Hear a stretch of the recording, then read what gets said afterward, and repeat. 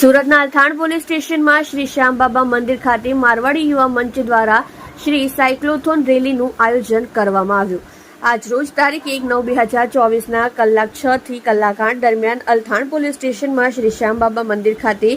મારવાડી યુવા મંચ દ્વારા શ્રી સાયક્લોથોન રેલીનું આયોજન કરેલ, જેમાં સુરત પોલીસ દ્વારા નો ડ્રગ્સ અંતર્ગત કાર્યક્રમ મેયર પોલીસ કમિશનર સાહેબ શ્રી નાઓએ સાયક્લોથોન કાર્યક્રમમાં ફ્લેગ ઓફ કરી સાયકલ રેલીનું પ્રસ્થાન કરવામાં આવેલ, જેમાં 500 જેટલા સાયકલ સ્પર્ધકો તથા અલથાણ પોલીસ સ્ટેશન સ્ટાફે ભાગ લીધેલ છે।